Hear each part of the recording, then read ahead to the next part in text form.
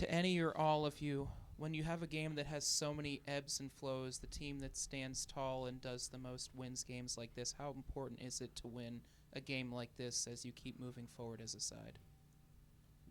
That's a good question, right? Because I'll use this a little bit. It's a good question. As I was walking down the hall, that's one of the comments our assistant coach reiterated, right? Jordan Talley said, and it was important for us to win a game like this, right? It's our third game in 7 days.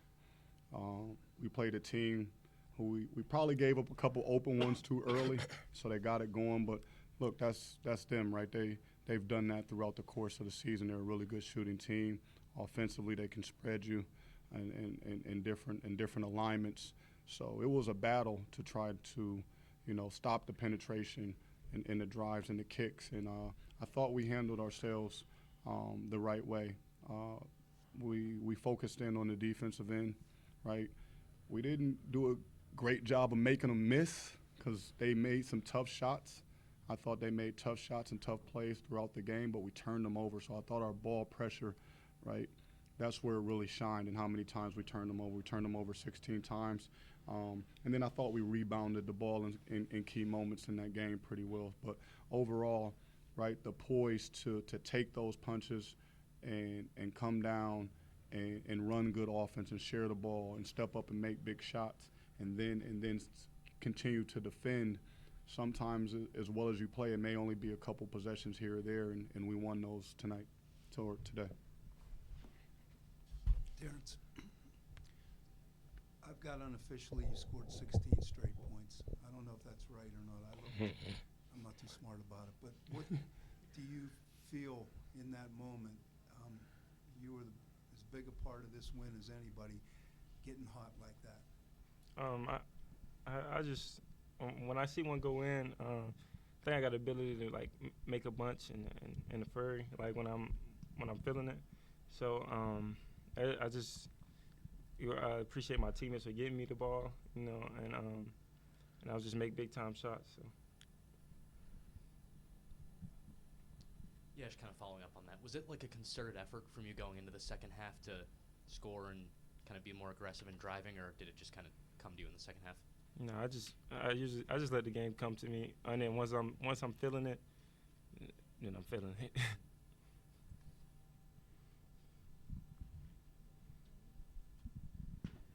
Jimmie, you were hot to start this game. Terrance obviously closed hot. Did you guys make an agreement beforehand to split the halves, or is that just the way that it happened? No, TG just got hot, and it was like, find him. When he's hot, I already know when he hits one, he could go off and hit five. So just find him, get the ball back to him, and it was just like that.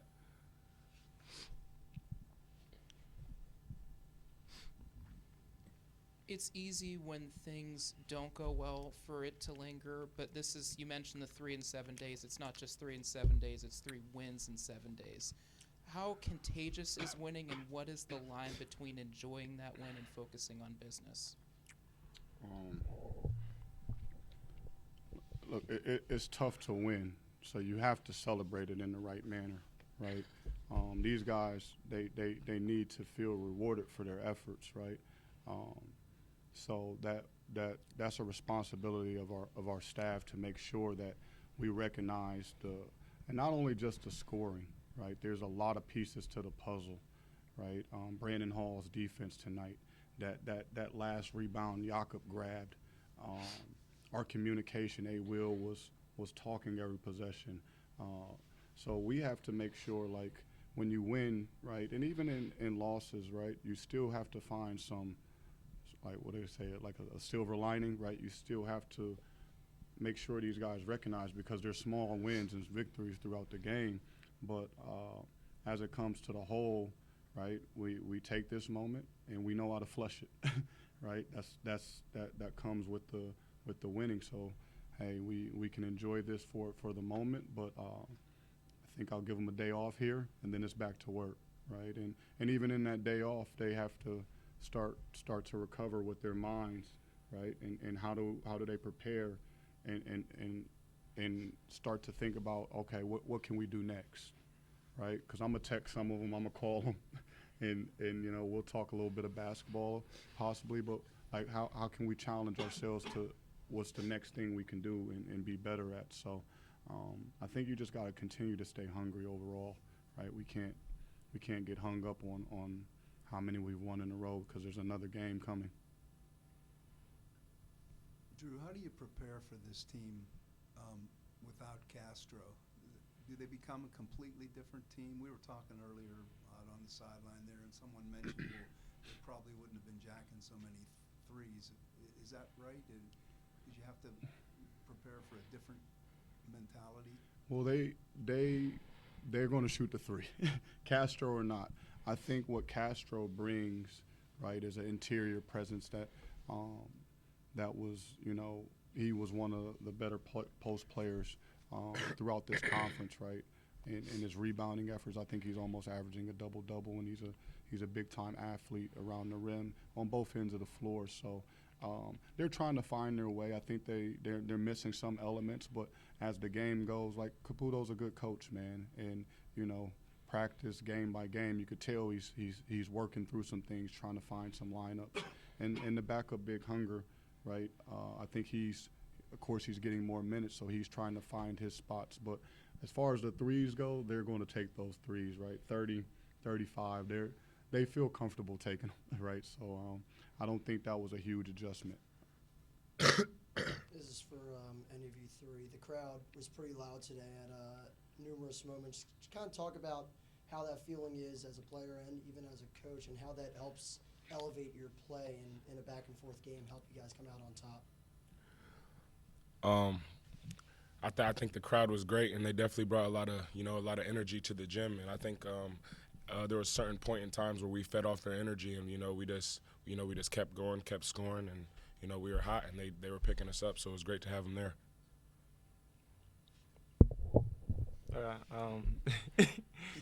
The crowd was great. When we making shots and the crowd gets loud, and especially when you hot, it gives you a lot of energy, a lot of boost to make another shot. So yeah, it was a great crowd, and I hope we have many more like that. I'll kind of jump in and piggyback on what these guys said, man. When the energy from the crowd, like, we appreciate it. Number one, it was great. My mind is already racing. What can I do? How can I help to continue with that energy, man? I got to get out here and hit the ground and keep asking people to come to these games and support these young men in our program, man. They're going to see an exciting brand of basketball, right? We're going to play hard every night. We can score the ball, which I know people appreciate, so we'll put the ball in the basket, and we're going to defend, man. We're going to fight. And I think this city, this university, I think they appreciate a fighter, some guys that will get after it. So, we want the continued support. We love it. We want to turn this atmosphere into a really tough and difficult place for opponents to play in. So all three of you, just kind of piggybacking a little bit off of Jack's question there. Drew, you highlighted, I think, after the St. Louis game how frustrating it was. Like, you were playing a lot of tough games but losing a lot more at home than on the road. And you pick up back-to-back conference wins at home. How satisfying is that, kind of showing opponents that, like, this is your turf and you're not going to back down for anyone? Yeah, I mean, I tried not to overemphasize that point of where our struggles were. The losses were the losses, right? At the end of the day, they just happened to come at home. But more importantly, it was just important for us to how are we performing, right? What are we doing? How can we get better? I thought we had some slow starts to either the first or the second half, and that became an emphasis of how can we make that adjustment? What do we need to do to make sure our guys get off to good starts? Because it was starting to carry over too long, and that's where you could see where we became deflated. And I think we're growing up. I think we're growing up as a team in those moments, right? Because we got punched tonight early in the game. They we wanted to start great, but they made some big shots. They got hot early. They made some tough shots throughout the game, but maybe a few weeks ago we let that run continue to go. But our guys are hustling. They're sprinting back. They're talking. They're pointing, and they're fighting. So I think that's the biggest change. You know, slow starts are going to happen at times. We're trying to avoid them. We're trying to prepare against that. But whatever the case may be, how do we recover? How do we fight from that point? Coach, a few weeks ago or last week against St. Bonaventure, you really wanted to emphasize the defensive side of the ball and talking about, I think that was one of the first or second games B. Hall started, and you said that was his first role was defense. What kind of steps have you taken in practice and since then that has resulted in 3 straight wins for us in conference play on the defensive side? I've been emphasizing it since the summer. I think they just started. You know, sometimes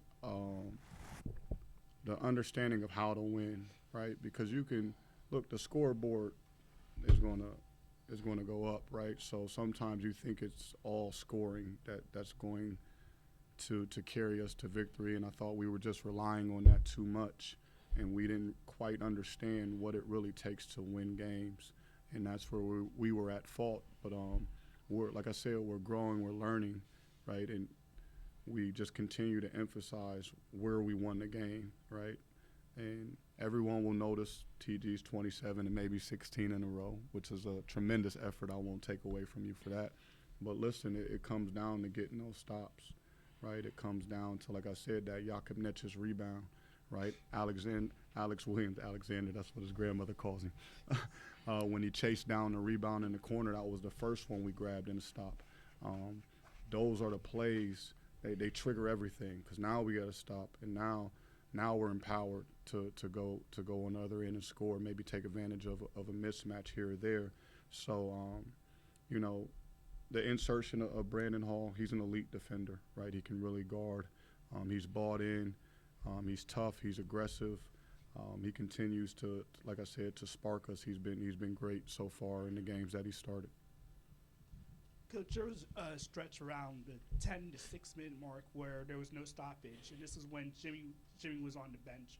Just during the back and forth, was there ever a moment where you thought you wanted to call a timeout to possibly either get Jimmie back on the court, or was you always willing to just let it go, considering that there wasn't a run on either side going? I was going to get Jimmie back in the game at some point, all right? But you know, sometimes when there's long stretches, right, you don't want to necessarily give an advantage. I thought they were tired and their bench was shorter. So me calling a timeout in that regard is only helping them regather, right? And what I knew is 1, 2, 3, 4, 5, 6. They only could play 7 tonight. I'm not going to give them any type of rest. Listen, and they're going to shoot 35 threes. I need their legs to be tired, right? I need those guards to start wearing down. So as that game was going, yes, would I like Jimmie to be back out there? But I trust the guys on the floor, because as long as they're competing, as long as they're fighting, he's going to be okay with it too, right? And when he stepped in the game, he didn't blink, he didn't waver, right? He took care of the opportunity that was presented to him. So. And I appreciate him. He didn't sit over the bench and be like, man, what's coach doing? I've been sitting over here for such and such minutes. He was ready to go. I called his name. He sprinted to the bench. He picked up where he left off, right? And not only he picked up where he left off, he picked up where the guy he subbed in for too, because those guys were playing hard. But I didn't want to give George Washington an added rest. I figured we should push through. And then, Coach, you probably include TG in this as well, but looking at Jimmie past few weeks played at all league level, another good game, but in the past 2, in the second half, there was another guy who basically took over second half, Alex, with George Mason and TG here, but only 6 field goal attempts in the second half. How big is it as a coach to have a guy who can be a lead guy, but is more than willing to play a back role in certain situations instead of demanding the ball in key situations? That's where you're speaking of Alex Williams, correct? Yeah, that's where Alex Williams' growth continues to evolve, right? Whereas, and he came off an excellent game. He scored 25. He was dominant in that second half performance at George Mason. He did everything we needed him to do, right, to pull through and for us to win that game. He also did that again tonight, right? He was physical. He defended. He was timely with his switches. Right, so I'm asking guys to do more than just find a way to show up and shoot the ball. And I'm proud of him for accepting that, man, maybe it's not my day to pour in. Now, he still was aggressive. He's not gonna turn down he ain't gonna turn down those shots. If he's open, he's gonna let it rip, which we want him to. But he found another way to impact the game. He had 8 rebounds, right, which were critical for us, right? His presence sometimes, even when he's not scoring, draws attention, right? Everyone knows what he's capable of, so now they got to figure out, right, who to place on him. Are they going to bring a double team? So just him being on the court and providing energy in different ways was important.